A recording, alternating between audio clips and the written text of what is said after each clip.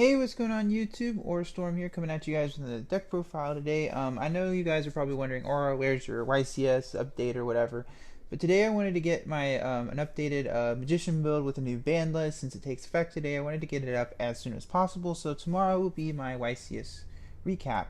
So anyway, guys, so today I'm going to be profiling Odd Eyes Magicians. Now, obviously, the deck did take a lot of hits. When Wavering Eyes was banned, Wisdom Eye went to 1, and the Draco Engine got hit.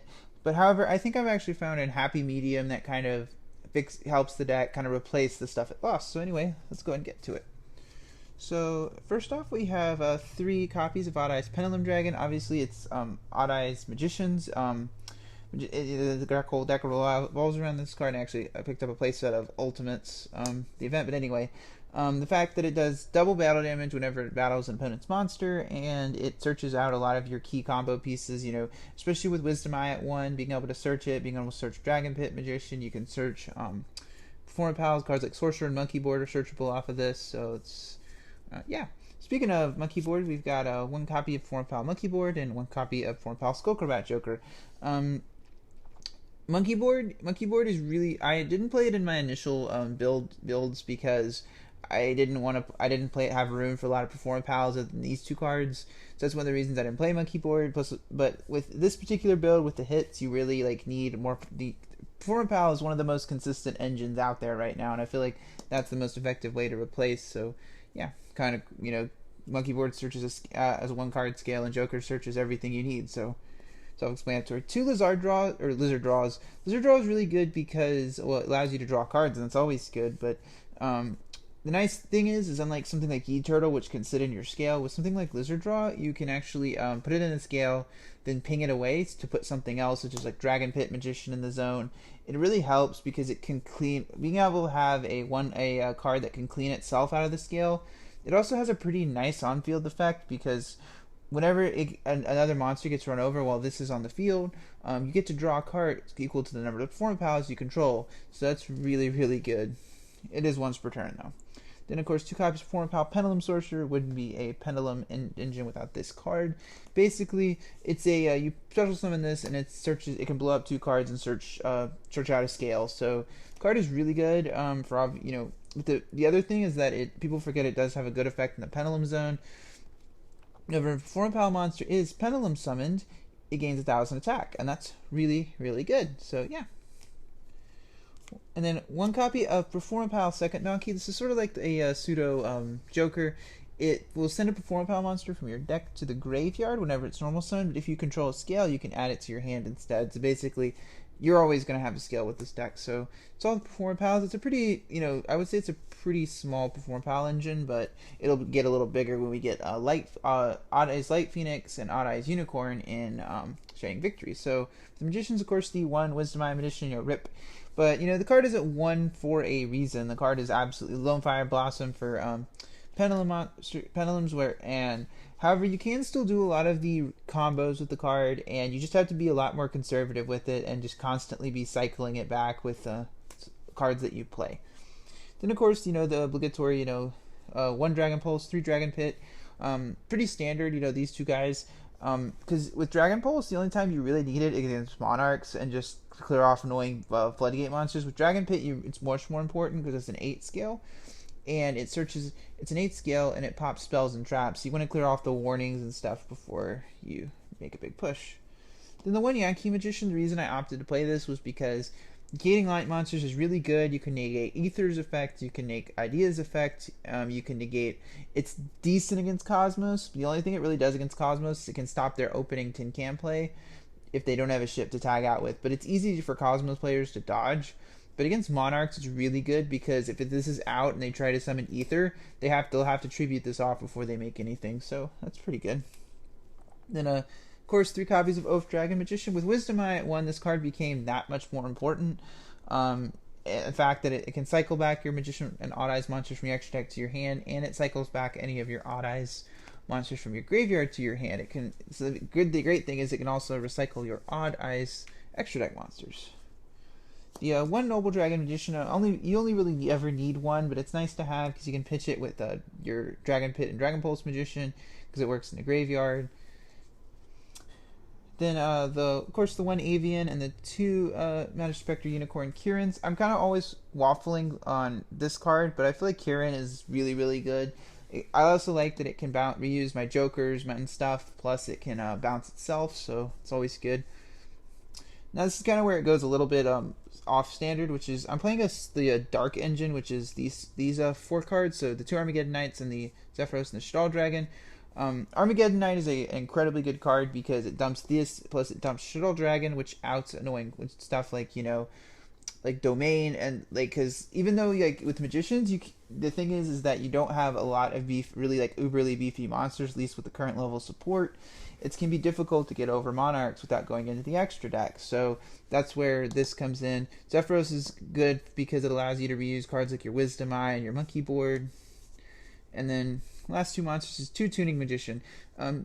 Obviously, Tuning Magician can be sent with this, and that's the main theory, is that you don't ever... There's not very many instances where you want Tuning Magician actually in your hand. You want it in the graveyard to be brought from the graveyard out and special summon. So that's the reason why I only play 2. You could... Theoretically, you could build a whole deck around this card, but I kind of feel like this is kind of the bueno in terms of ratios. It's all the monsters. It's really monster heavy, as you guys can see. For the spells, 1 copy of Reinforcement of the Army to search our Armageddon Knight. It's at 1, and we only have 2 targets, so this is kind of like bueno ratios.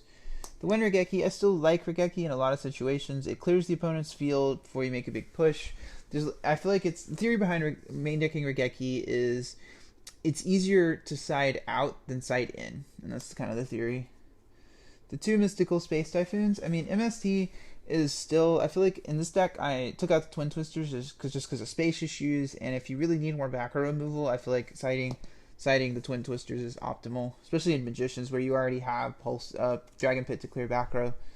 The One Eyes Fusion, I never really need more than 1 because it's searchable, and the great thing, and I also like, and it is once per turn, so if you do draw multiple copies, you can't use the second one unless it gets negated by something like Warning. The 3 Pendulum Calls. Pendulum Call is an incredibly potent card, and it's really even more relevant because, with Wavering Band and Wisdom Eye at 1, you really have to play 3. The 2 Sky Iris and the 1 Terraforming. I love these ratios, and I swear by them for pretty much for decks like this. Like, it's the same thing with Magic Specters, and so yeah. Now for the extra deck. So we got 1 copy of Odd Eyes Rebellion Dragon. Since we are playing Yugioh Magician, we can actually summon this guy. Plus, people forget how good that the fact that it blow it up. It has a 3K body that you can bring off the Absolute Dragon as well, and it's a 1 card scale when it bites the dust. So that's really good. And the 1 copy of Absolute Dragon. I'm only playing 1. I think I've never really felt the need for more than 1. And the card is really good. It's basically like a Utopia that can also summon Odd Eyes monsters. The 1 number 11 Big Eye, if it's a rank 7 deck, you should be playing this card. Big Eye steals opponent's monsters and, can win games on its own. The 1 Flare Metal Dragon, the one reason I wasn't playing a second Absolute Dragon was you can actually make Rebellion with Yugioh Magician in this, because it is a dragon type monster, and a Rebellion here requires 2 level 7 monsters. I can actually see the text right here. But basically, like, the card is, on its own, the card is really good. If you make this when your opponent has like 1500 or less, you're pretty much gonna win the game. The 1 Castel, you need Castel is still obviously good because it outs annoying floodgates, and gets annoying monsters off the field. The 1 Magister Paladin, you still need it even without the Dracos because it gives you a good first turn play. The 1 Degusto Emerald with Wisdom Eye going to 1 and Ignister going to 1, you really need this in the extra deck to cycle your engine back into the deck. And the other thing is you can actually use the second effect if you have a Dragon Pulse or Dragon Pit Magician sitting in your graveyard. They are vanillas, so you can special summon it via this card's effect. Then we got the Utopia Brigade. We got Utopia the Lightning, and Utopia Beyond.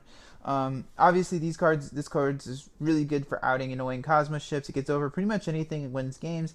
Same thing with Utopia Beyond. It puts all your opponent's monsters to 0, so if you have this and Pendulum Dragon, you win the game. Now for the synchros, one Odd Eyes Meteor Burst Dragon. I mean, this card is one of the reasons you don't really need to play with Dweller in the deck because it deals with floaters. It prevents your opponent's monsters from activating effects during the battle phase. So, especially, and it's only going to get better as we get more support in the next set. The one copy of Clearwing Synchro Dragon. I still like the card because at least against Cosmos, they can't get any other Cosmos and Monarchs. They can't get any of their plus effects while this is out because you can just negate it, and they have to run. Basically, like it forces them to run this over before they have to do anything. So that's one of the things I like about it. Then, of course, the Rip the one Ignister. Ignister still, even though it's at 1, I never felt the card was the card's not ban worthy, but certainly should not be at 3.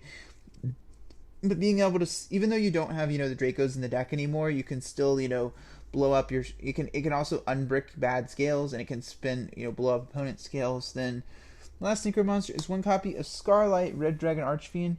The reason why you're playing Scarlight, I'm playing Scarlight, is like I want to clear. Say I have a level 7 out, I can clear my opponent's field and then blow up their field, and burn them for damage. And on top of that, so it gets over and it has 3k attacks, and so it can blow up Dark Destroyer.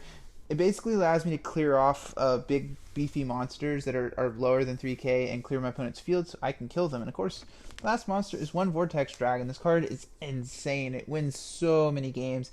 You have this out and something like Avion or Kieran, like your opponents might as well just scoop it up because as long as you have a stacked extra deck, you can basically just negate anything they do. And so yeah. So anyway, guys, as always, I'd like to thank you guys for watching this video today. Really appreciate it when you guys watch my videos. Tune in on Tuesdays, Thursdays, and Fridays for more Yu-Gi-Oh content. If you like what you saw from this video, please subscribe. This is Warstorm, signing out.